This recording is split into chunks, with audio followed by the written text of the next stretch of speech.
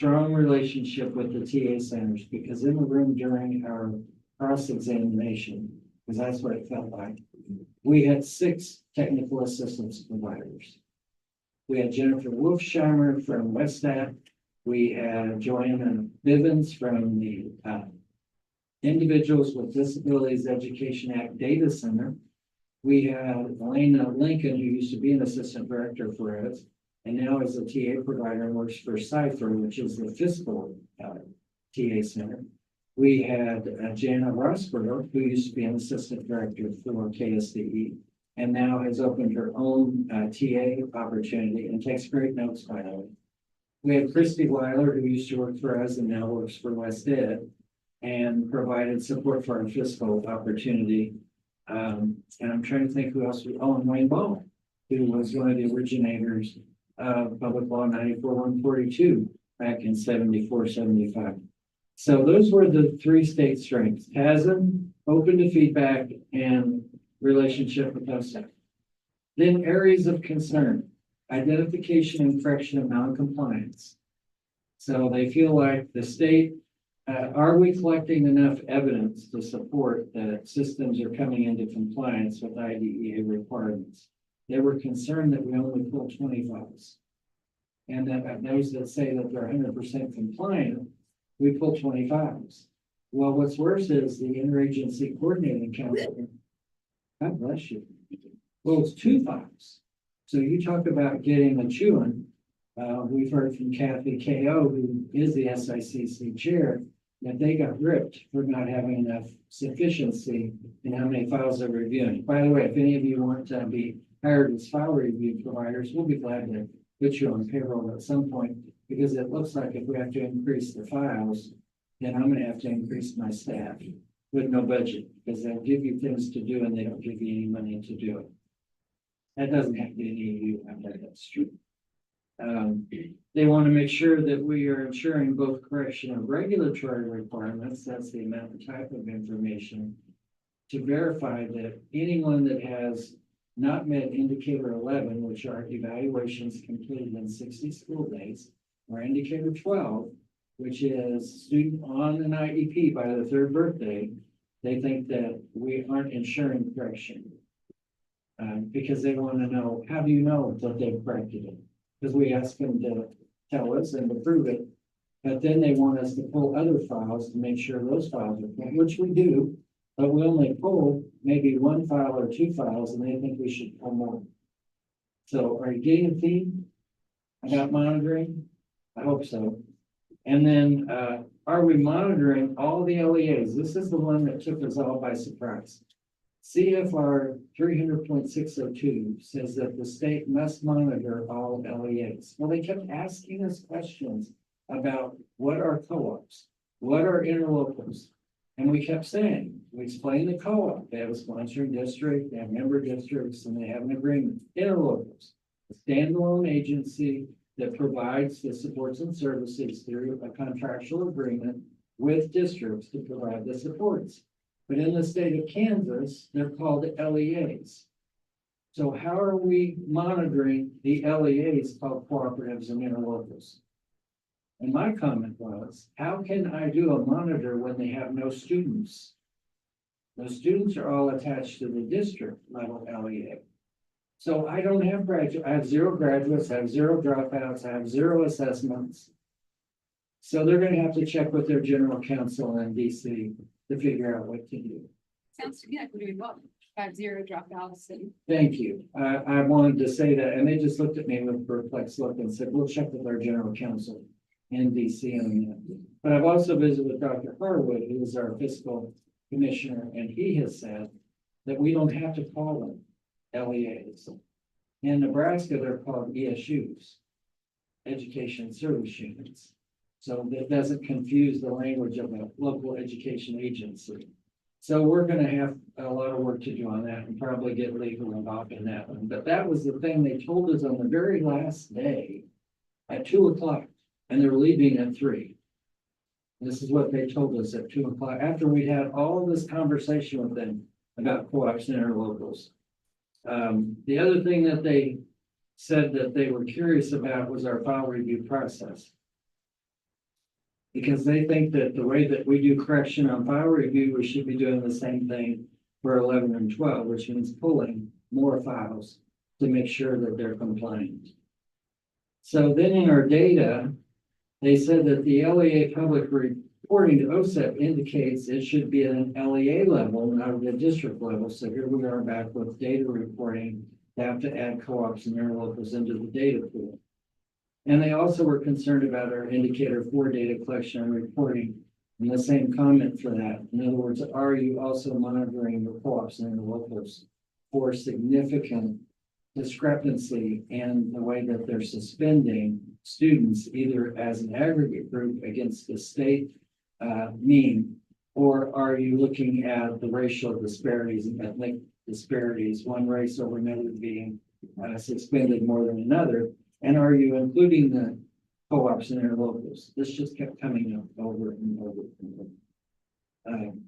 Their local determinations, they want all districts, but not all the LEAs. So we do all the districts, but we don't do all the LEAs. Notice there's a third theme coming back on me. And then dispute resolution. This was a very perplexing one. Krista spent probably 2.5 hours answering questions on our dispute resolution. They wanted to review additional evidence on our dispute resolution. They wanted to know if in the confidentiality form signed by parents for mediation, if it also included information that a due process would continue while mediation was occurring and it didn't stop the process. So they wanted our process document so that we could show that if Lisa has a beef against me and she's filed a formal complaint, but I say I've got a settlement I would like to make with you, so we go into mediation, that doesn't stop the 45-day time period for the due process. Due process needs to be met in 45 days. Unfortunately, Krista brought up a district for the due process that it was filed in October and it was not settled until June. So they wanted copies of all of the signed forms that allowed 15-day extensions, adding up to the June date. So we've got more work to do on that. They also wanted to know that MTSS is not delaying or denying a child's evaluation, because evidently someone had told them that if a child was receiving interventions through tiered intervention, they had to get to a certain point before they could be referred for eval, and that is not what our rules say. It says at any time that a system thinks that a child may be a student with a disability, the child fine kicks in and you must offer a prior written notice to the parent for consent to do an evaluation. You can't delay it. And we have had systems do that, which Brian, I found out last year. And we put a stop to that too. And then debrief part 2 on OSEP, they want us to provide them every due process hearing that we've had. They want every form that goes with it, including any extensions. They want timelines. So that was one of our givens that we have to do. It goes on and on, and I'm not going to bore you because I'm boring myself here, repeating all of this to you. What I'm trying to say is that OSEP is not interested in results unless monitoring has been sufficient to show evidence that you're meeting the requirements. You find this. That's all right. It took all of us a minute when we hit the road post. So I think we have received now more information they want on fiscal, because Dean went through a process of trying to explain our fiscal file review that we do and how systems have to provide evidence and support. So from that, then they came up with more questions. So they want us to, and I told them in the exit, they said, do you have anything that you think OSEP should do? Well, I really wanted to know. But I said, one thing is, come and tell us what you want us to show you when you arrive. Don't wait until we're in Q&A and then say, can you show me this? And then we're trying to go and find it in our kiosk system and or whatever. So they wrote that down. And I told them if they would not try and surprise systems with 20 questions, but get to the point quicker and tell us what you really want us to show you instead of ask 20 questions and do the walk around. And I had two of the TA people tell me they wanted to applaud me at that point, but they didn't. But at that point, I was disgusted. I felt like it was not a positive experience. I've heard from other states about this, and I thought it can't be that bad. Yeah, it can. And then I was on a Zoom with Iowa. That would have been not yesterday, day before yesterday. Tri-State Law Conference, we're playing the conference, and we had Rachel get on from Iowa, who looked like she'd have been through a traumatic event. And they had been there visiting them the week before, and she said, I am still not recovered from the experience. So I guess what I'm trying to say is, no matter how good you think you are, they're going to be picking and trying to find things that they can say you are not doing wrong. And we'll meet it. I mean, we'll do what we have to do. And I've told them from the day one, if we're not doing something the way we should, we want to improve our practice and we'll do it. But just tell us that. Don't keep running us through this rabbit hole after rabbit hole and wearing my staff out. And then we get another list. So we meet with them again on September 30th, 90 minutes. To answer some of the questions on dispute resolution, on fiscal, on significant disproportionality. And then we have a part B, part C meeting, which they wanted to set up when they were in person, but they couldn't find the time. We have 60 minutes where we'll have that opportunity to meet with C and B. And I'm anxious for that one because I want to find out who's telling them that we're not following up on these things when Brian and I have issued information to systems that say you shall cease and desist this practice and you will begin following the regulation. So that's where we are. I mean, I've got more, but it's more of the same. Yes, Marvin? Bert, I was on several of those meetings. And just my reflections on that, especially from the parent groups, a lot of the parents don't know the correct terminology. That's not their job to know the correct terminology. So they were using phrases like evaluation or assessments or things like that when that's not what they were. And I also noticed that families confuse all our different systems. So some of the things some people were very complaining a lot about were not actually the education system, but were some of the other systems that support that, which in some other states might be integrated or something like that. And I don't know how to explain that to OSF. I couldn't, wasn't my place to bring it up there. So I do think that lets us know we need to help our parents understand the terminology and the roles of all the different agencies, and maybe figure out how to get agencies to work together more sometime. But I think you did a good job, by the way. So just wanted to put that out there. Well, we just worked at it, and I think Leslie, she had her interview and she shared information. I think we have a great relationship with our parent training information center here in Kansas. A lot of states don't. It's very adversarial, and I can say that we don't have it.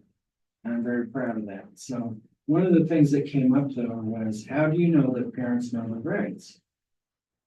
Well, I have a crystal ball and I look in it and say, do parents understand? You know, that's what I wanted to say. How do I know parents understand their rights? I know how IEP meetings are run. I know how evaluation meetings are run. You've got a long list of things you want to get to check off to meet requirements. You don't take a lot of time to have conversation with parents from the onset, is what I have found in the meetings I attended.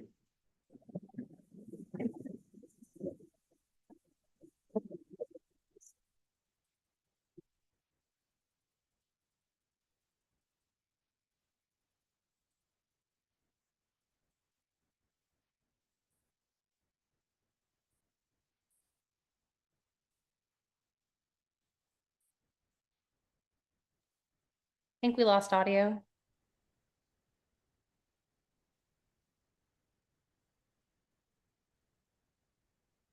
We cannot hear you in the room.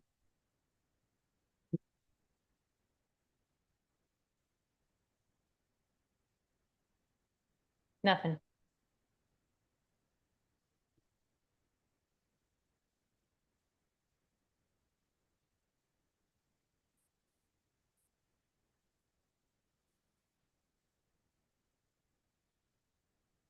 Ruh-roh.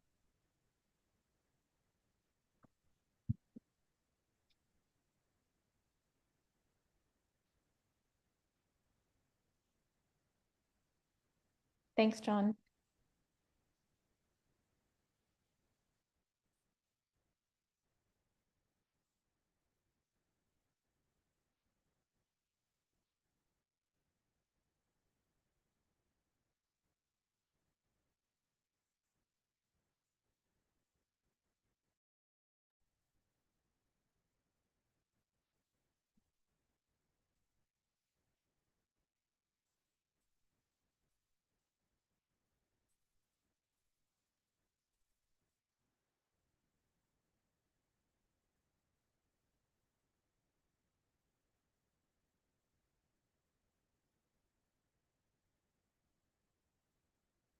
Move into,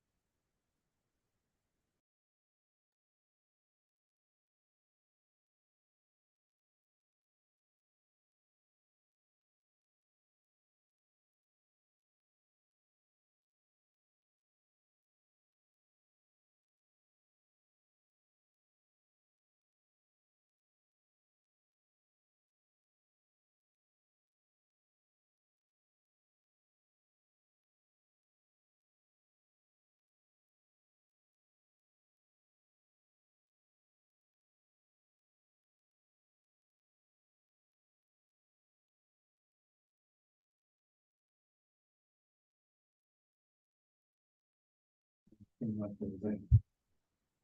Just had that happen for one yesterday. But that, I mean, that's what we'll do. Oh, are you there, Ashley? Yes. Okay, so Lindsay's gonna give you an update on everything that just said. Something's going on with the mic on that. Stay put here just in case. For sure. In all honesty, what I will probably do is, coming up on October 8th, I will be speaking at the State Board of Ed meeting. And I will put some of this in that report and I'll have Bert look it over too. And then maybe I'll just send that briefing out to everyone so you can have an overview of what all was just talked about. Apologies for online. Bert, thank you for the hard work of being put through the ringer with OSEP and for your team. Unfortunately, I think, because I was involved in 2 different interviews with OSEP, and I think what they want to do by asking 20 questions to get to the point is to find that one nugget that sounds off, and then to latch on to that one thing as something that's going on. Because they want to find something, and the aspect of that, this is to use it to get better is great, but at what cost? It's nice to hear every once in a while we're doing something right, and we know we are. So thank you for your hard work in that, and we will push forward and support KSDE as much as we know you guys will support us in the field. Anybody else have anything before we move on from that? Thoughts when it came to the past rights? Is there a way maybe eventually having it an audio version of it? Because we have something on who aren't Leatherworks. And we hand them the paper copies of the past rights. They may not get to read it or read about it. And so we have audio in English and Spanish and French and different languages that as an option, like a QR code on the past rights we give them. And they could actually listen to them if they're not fully literate. We do have them in 15 languages on the website for KSDE, and all you have to do is turn on the voice and read the rights to the parent in whatever language. Because we have 15 of them, it's contracted with an individual to put a lot of our forms in those, I think they're 20 languages. And there's over 100 languages, but we picked the 20 most common ones. That was our thought, is that way somebody could turn on their read, and it would read it to the parent, and could stop it, come back, and that would be right to whatever. Versus the reporting that we could actually change it, if we could change the print document, and it's automatically updated, and consider bonus. That's a good point, maybe I talked about doing one more. Ashley, oh, I'm sorry, could you hear what Bert in this conversation is in the room? It was a little hard to hear, but we have audio, but it's just a little hard to hear. Okay. The conversation is about if we have our parents' rights in audio form, and Bert was saying that on the KSD website, it is translated into 20 languages, and it will read it to them in that language.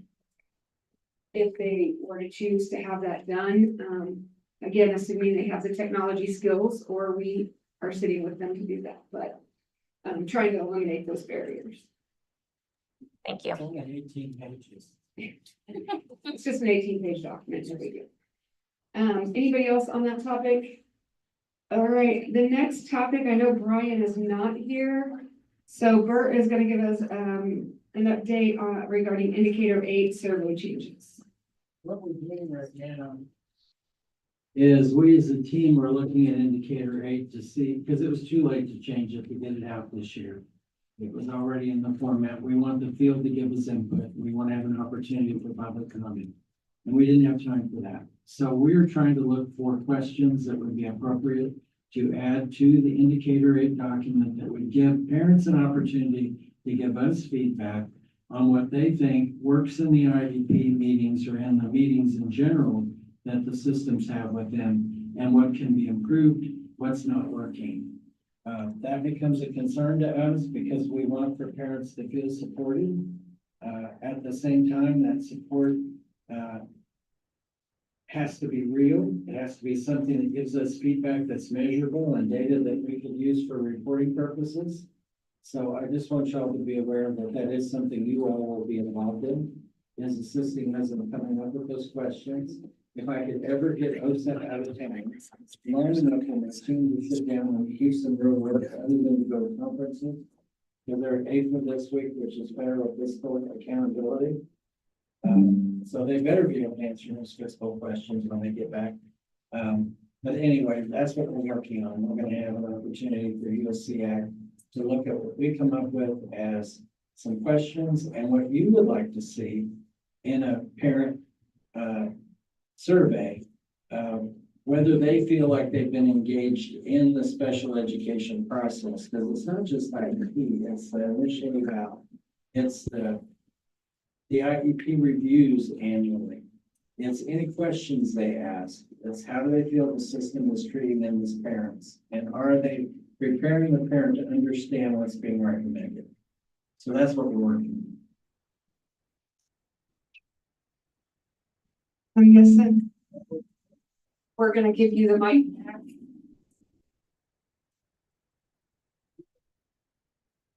The next topic, anybody have anything on that before moving on? The next topic is also with Brian, so first gonna give us an update on the Call Valley lawsuit and the KSDE response. This was another thing that was very disturbing to us, is they kept focusing on the Department of Justice order in Wichita. And basically told us that that should have been enough support for us to do an immediate monitoring of Wichita. So they basically are trying to tell us what we're supposed to be doing. I have visited with Jen Evans. Several of you were on a call with Melissa Zimmerman yesterday where she explained how they're meeting the Department of Justice order. They've hired the staff, they've put in processes, they've submitted different corrective actions to the DOJ, and they're ready to get the feedback so they can implement the procedures. Well, Kaw Valley is an interesting situation. And I don't know that I should be saying anything to you or not, but I'm very open in what I know and I share what I know. So just kind of take this as I say it to you as the reality of what's happening. You have someone who put in print that you had a para that was abusing a student with Down syndrome. And that this parent was hitting him in the head, was calling him names, was making fun of him, was basically being physically abusive, verbally abusive, and was being very bad. And a director and the superintendent that were allowing this to occur, it went national. It went public. We immediately decided we had to do a monitor on that, just based on the information that we heard, because we didn't have DOJ. DOJ has a 35-page corrective action for Wichita. We couldn't have done any more on that as a department than what they're being required to do by the Department of Justice. The support, restraint, and seclusion responsibility in Wichita. In Kaw Valley, we talked to the director. And talking to the director, we got information that this whole situation was blown up, that there is an issue in the home, and that they had it come to a head when DCF got called for multiple times. The student had reported that the para had done something. Well, from the school's perspective, the kid was standing outside the door, the para came through the door, tripped over, and the both fell in. So that was that issue that we're getting from the other side. The other side of the story is that they locked him in a cage. Well, if you look at the picture, the young man standing there with the basketball under his arm. The young man was in the gym playing basketball and running into the locker room and closed the gate. Well, by the time the parent got there, the gate had no key. They had to call an employee to bring the key to let the young man out. He looks very relaxed in the picture, like they're trying to show. Abuse was occurring. What I'm trying to say is what we're seeing in the evidence and hearing from the other side is a conflict in the information. So what KSDE will do is we will go, we have a plan for October, a team will go to Kaw Valley. They will do interviews, they will look at the IEP, and they will do a monitor of this situation just for our own sake to make sure, like what OSEC said, how do you know? So we're going just to figure it out. Because my first thought was, if I had staff that had done a deed like that, they would not be working for me. And when we called up there, all those staff are still working and the pair still works with this young man. So there's suspect information here on what the truth is. What we will do is we will look at finding the truth. But I felt that SEAC needed to know, if you had seen the article, or if you had heard about it, which was reporting just terrible things happening to this child, that there's, like Paul Harvey says, the other side of the story. And what we're going to do is we're going to try to get down to the skinny of what really is happening. Because we don't want a child to be in this situation where there's no. And the school district can say there isn't any, but at the same time, it's our responsibility and accountability to ensure that that's happening. So that's what we're going to do. And as far as Department of Justice, I visited with Melissa on that yesterday. She says not one more thing could they handle it, to be laid on their plate. Because right now, if she could give you that 30-minute report she gave yesterday, it's unbelievable the things that they've had to put into place in a very short period of time in Wichita to meet the Department of Justice requirements. They haven't done one seclusion, and they have about 8 restraints a day. And a member of the team of the newly hired has to go out and investigate any restraint. The report has to be filled out, a parent has to be given a copy, and all that has to be then sent to the DHA. Yeah, within 24 hours. So there's a massive reporting requirement on 259. And amazingly, the staff haven't figured that. They're doing a massive training campaign, and they're training everyone to support and code of conduct changes that they're putting into place. And Melissa was very positive and very upbeat and feeling like we're on the right path for correction in Wichita. As she said, we need to do something different. And several of our this. I thought what was really interesting was when these lawyers showed up, I visited one of the special purpose schools, and there was a food fight in the cafeteria. And all of them went to their vehicles and locked their doors. So you could tell they weren't educators and never been involved in any type of event at the school before. And she said that might have stimulated why we got the report that we did. But now they have to have a plan. Any student that is planning to put in a special purpose school has to have a transition plan of why the student's being placed there, for what behavior, and what will need to occur in order for the student to come back to their original school placement. And the same is true for the students in the program right now. What needs to occur for them to transition back to their school? So there's a lot going on right now. Now, Cobb Valley, I think Brian just wanted to update you and let you know that we're not ignoring, that we are going to investigate it, do a monitor, and that one will for sure, and we'll do a report and send that on to the district. So that's where we.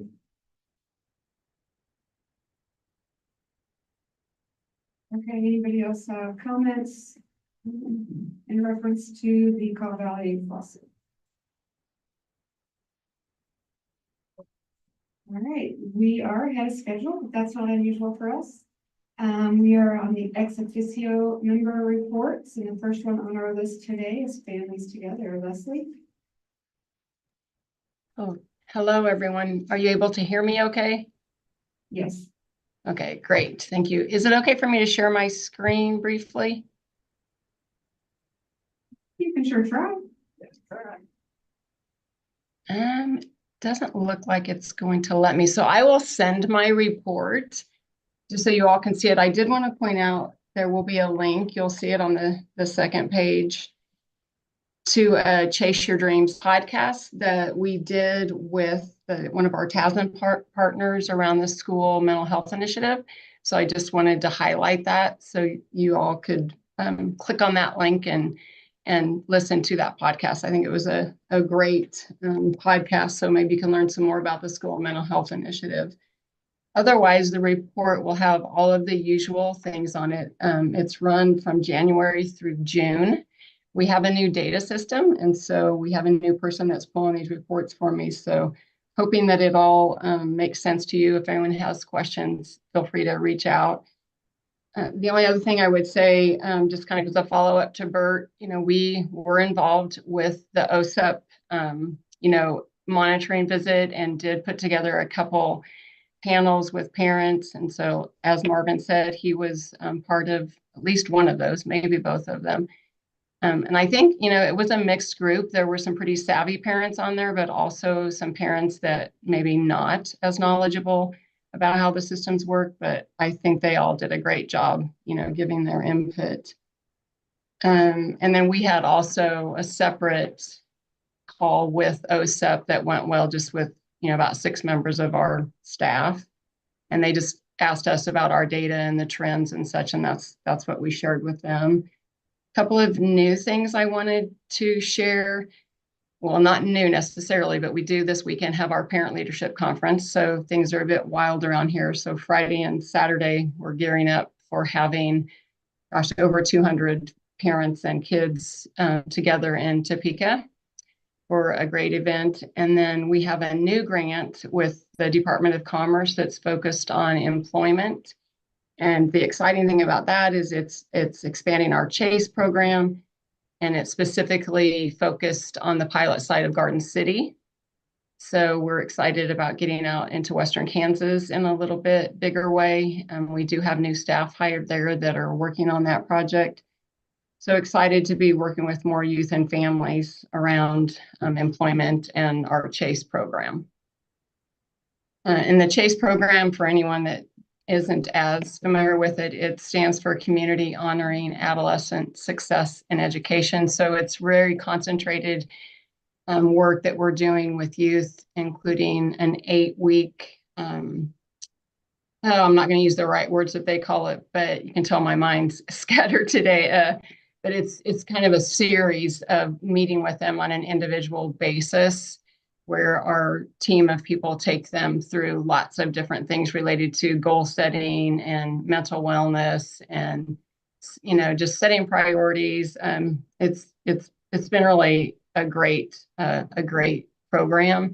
And the people that are working on it are young people. So it's exciting to have some younger people working with the youth. I think they really open up and have a great time with them. And they also, as part of that program, do a lot of pro-social type events with them just to get them out in the communities. And it's been really nice. Right now, it's primarily in Johnson County and then in Fort Scott and moving into Pittsburgh and a couple other areas of Southeast Kansas. And now being able to take it out to Garden City with this new grant, we're just super excited about that.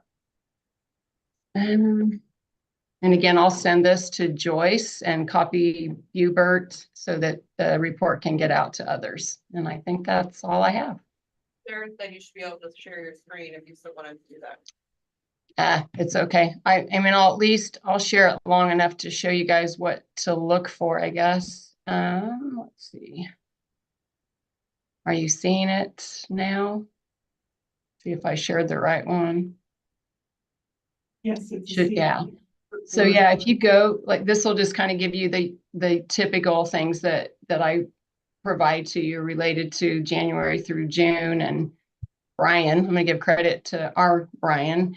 He put this together with some of the material, but this is what I was referencing. You'll be able to click right into this and you can watch that podcast. And I think this is going to tell on me. That everybody has been telling me how great it is, but I can't remember if it's video and audio or just audio, but it looks like this one might be video as well. Down at the bottom are the education advocate numbers that we always give to you all. And just remembering that the asterisk just means that under January, for instance, the 59 appointments, 32 of those, meaning those were new children. And then again, on the cancellations, 42 of those meant final, like they were adopted or they're aging out of the system. So that's what those asterisks stand for. Otherwise, I think, the data overall is pretty consistent, as far as the categories, you don't see a lot of movement as far as the primary disability that we're hearing from, and the ethnicity breakdowns, ages, those are staying fairly constant. Just, there might be a change or two, but there's nothing, usually I like to point it out if it's something, you know, more significant or a bigger change in an area, but I think it's all staying pretty true to what you've seen in the past. Thank you, Leslie. Anybody have any questions for Leslie? Okay, next up, we have Casey, Ashley, or Lena. Just a moment, please. Well, I'll just share it from here.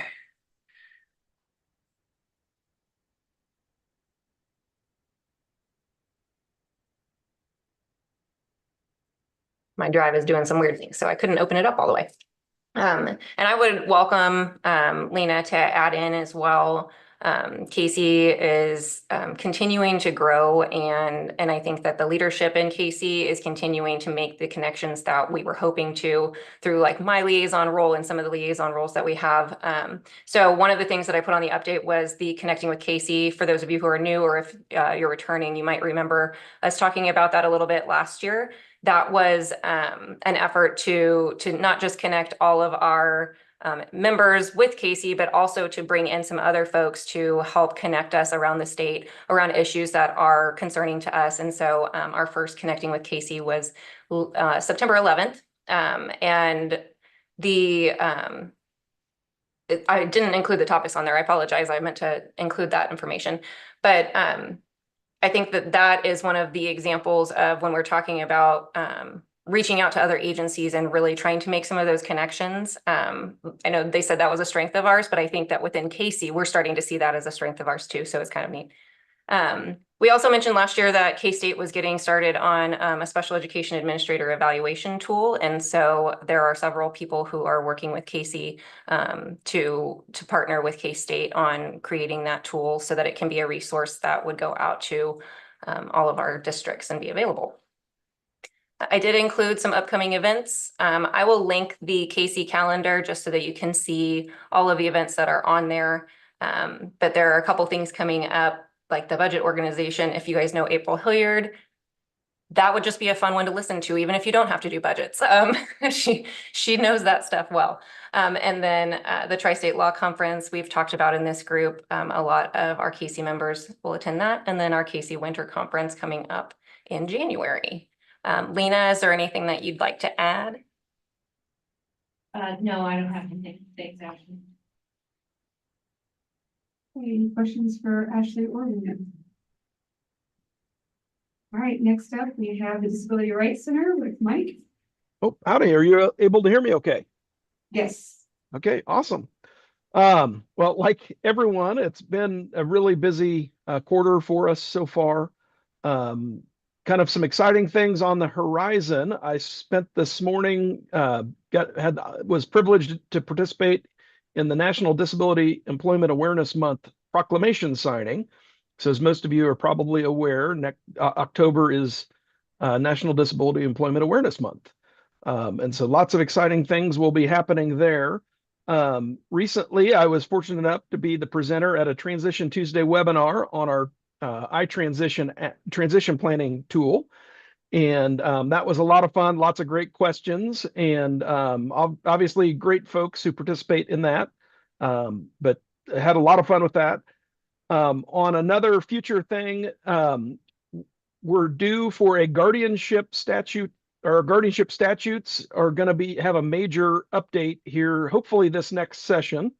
There's been a advisory committee to the Kansas Judicial Council that has been working for 4 years to go through this and kind of doing the statutes line by line and adopting best practices from the national standards and overlaying that into Kansas. It's going to be a much needed update and kind of a good opportunity to ensure that we kind of head off the guardianship pipeline that has existed for a long time and ensure that less restrictive alternatives have actually been tried before immediately jumping into guardianship. So that should be some really good protections and updates that are much needed there. Kind of also on the really exciting employment front, the KDADS has an employment first pilot that they've been doing. I think I've talked about it before, The exciting thing is they're actually seeing results. So they've been for basically about the last 6 months of doing extensive training, and they have kind of a mentor organization where the Kansas entities are going to Oregon with a partner to go on site there, and then the Oregon providers have come to Kansas. And so they're seeing really amazing results in the organizations that have gone through this training or are going through it. I think the goal was to get 5 new jobs with each one of those partners. One of them has already done more than 20. I mean, they may be almost to 25 by now. And that's just one provider in one community doing those successful competitive integrated employment opportunities. And all of them have hit their goal, which is the exciting thing. And then obviously, as most of you might be aware, it's an election year. And so we've been doing a number of voting rights outreaches to different organizations. So if you know of anyone as it relates to individuals with disabilities or groups of individuals with disabilities, we would be happy to do a presentation to talk about voting rights and what they can and can't do, what, the types of assistance that they can have, and what the people providing that assistance can and can't do. We would be happy to do that. It's a lot of fun. I love doing these outreaches because it's such a fun topic, talking about voting rights to individuals with disabilities. But those are it's a snippet of some of the things that we've been up to at the Disability Rights Center. So any questions? I'm seeing and hearing none, but thank you, Mike, for that update. All right, thank you. Next up, we have from the Kansas Board of Education, Melanie House. Hello. Sorry, I can't be there with you in the room. Can you guys hear me okay? Yes. We can. We'll lean on just a little bit. So I never know exactly what to bring to this group, but I will start with the state board has convened a blue ribbon task force on screen time. And this comes at a time when you're probably reading in the news and hearing in the media that a lot of other states are starting to ban cell phones in schools. And so the way that we're approaching that in Kansas is that the board has decided to ask a task force to convene. There are 36 members on the task force. It's made up of parents. We actually have some students on the task force, teachers, administrators, so folks who are directly connected to schools. And the task force is meeting on a weekly basis. We've had 4 meetings so far, and we'll continue to meet through the end of October. And what we're doing is having experts then come and present to the task force. So each week, the meeting lasts about an hour and a half. You can watch the meetings on YouTube. So same channel that this meeting is on, KSDE Live Media. It's streamed there at 4 o'clock Central every Thursday. And so you can go back and watch the previous meetings if you're interested. But I think that this group will be interested in hearing the conversation and having an opportunity to participate in the conversation, because obviously we have students who are using a cell phone or possibly an iPad on a regular basis as an assistive device. And I have noticed as a member of the task force that that's a conversation that we're not really going very deep on just yet. It's kind of hard to get everybody's ideas out in an hour and a half when you have 36 people. And so I wanted to encourage this group to think about a couple of things when we talk about how phones and tablets are being used in schools and how that might affect how the actions of the task force might affect the student population, as well as special education teachers. So obviously services are written into IEPs. You can write necessary equipment into IEPs as well. And so I just wanted to put that out there as something that you might want to be thinking about and considering. It's good to be explicit in stating, what exactly a student needs to have access to and why, because that IEP is always going to supersede any action that might be taken. I don't expect the board to take action. What I expect will come from the Blue Ribbon Task Force is that the task force will have a recommendation. It will go to the state board. The board will end up reviewing that final document, and then we will provide guidance for districts. That's typically what the board does, is provides guidance. We wouldn't issue, I don't expect there to be any kind of statewide mandate that comes from the board that says, you will not have cell phones, say a bell-to-bell, no phone policy or anything like that.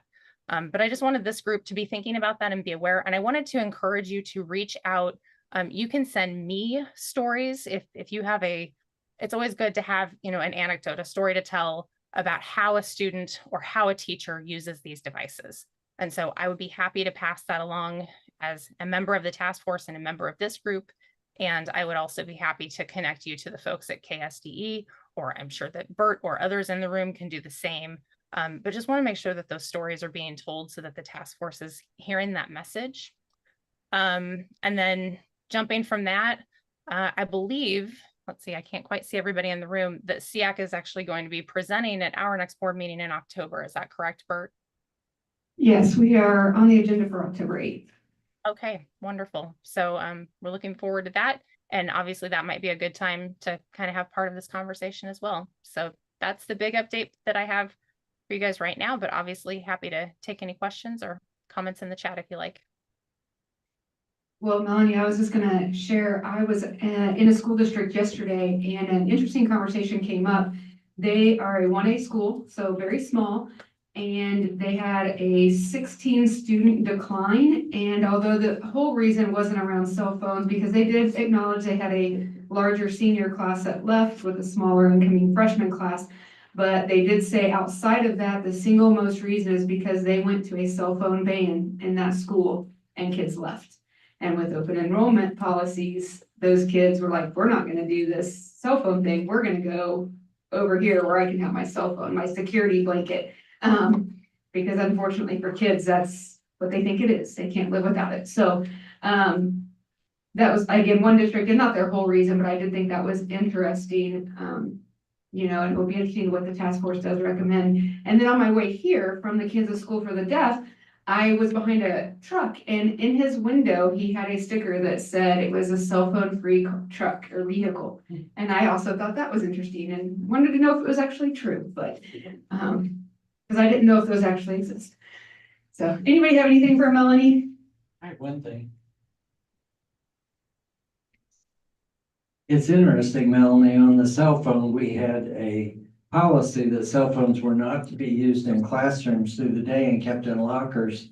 And my high school went to lockdown. And within 30 seconds, my board president called me and asked me why we were at lockdown. And I said, I didn't know we were at lockdown. He said, well, my daughter just called me from the classroom and told me. And so we had as many parents that were battling us because they wanted to have constant contact with their kids through the day. So I don't think it's just the students that may be misusing the cell phones. I think parents have become dependent upon that for getting messages to and from their student throughout the day. And so that was what we had to deal with. And then how do you do that when it's your board president that has violated your rule? Excellent point, Bert. Well, I also think in light of school shootings and things like that, parents are reluctant to not be able to try to contact their kid and know that things are okay. Unfortunately, a climate that we're in. So anything else for Melanie? All right, I know we just came, oh, sorry, I almost skipped you, but Kansas School for the Blind, John. I'll take the microphone real quick. Thank you. Just wanted to welcome everybody again. Thank you, Bert, for coming out here to our schools. I know we appreciate that and our relationship with you. And the state board, of course, is our local board, so we appreciate Melanie coming out once a year. Updates from us. We are incredibly busy. We have, you know, most of our work happens off of this campus. We have a family infant toddler program that serves children birth to 3. It's a brand new program that started last August. We're serving 214 children birth to 3 who are blind or low vision in a partnership with KDHE and infant toddler program. So we have 8 providers across the state and a coordinator. We're proud of that program. Our field services, which is 3 to 21. We serve well over 200 students each year, direct services across the state. So we partner with, you know, we're an extension of public schools is how we see ourselves. We can't do it without public schools and the support of directors and teachers out in the field. We view ourselves as inclusionists. Even students who come here for a placement are working their way back home, either to home school or home community, hopefully jobs. Here on campus, we have serve about 63 students. We're excited for a 5K run tomorrow. Bert already donated $20, no obligation, but that supports our kids. We're getting a new gym here this year, so we're excited about that. White Cane Day is coming up for us. Thrilled about those programs and all the services that we have here. I'm learning the language, Bert, not programs, but transition services. We're proud of all those things, but can't do it without the support and the cooperation of everybody. That includes the department, state board, and then local education agencies as well. So thank you for coming out to our school. If you can stick around, I'll do a tour this afternoon and send you on your way, but thank you for coming.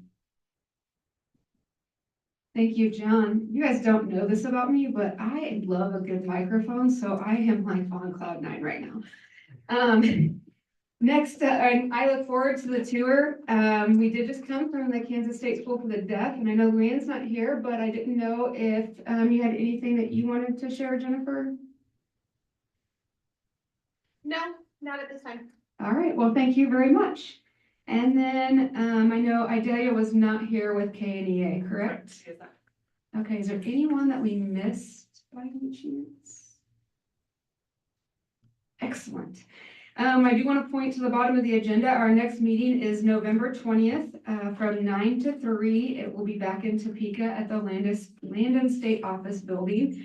Love to see everybody in person. We will still have a Zoom option, but those of you who can be there in person, it's just helps add to the rich conversation. So look forward to seeing you guys there on the 20th. Any final parting thoughts before we adjourn and head off for our tour? Lindsay, I just wanted to identify real quickly, I'm also sitting on that task force for the cell phones and screen time. So if anyone in the group has input, thoughts, feedback, anything, I'd love to hear. I'd like to be available to this group to be a thoroughfare for that. Awesome. Thank you, Troy. So Troy is a member of that and would love to be a contact person for anybody that would like to reach out to him. So thank you, Troy. Anybody else have any parting thoughts? All right. Well, with that, we will adjourn our meeting. Do we need action on that or just to do it? Because we can't make a movement. Right. I think you're just saying Meeting adjourned. But I'll give up my mic. Sure. Thank you guys online. Yes, thank you. Have a great afternoon. Thanks, guys. Have a good one. Yep.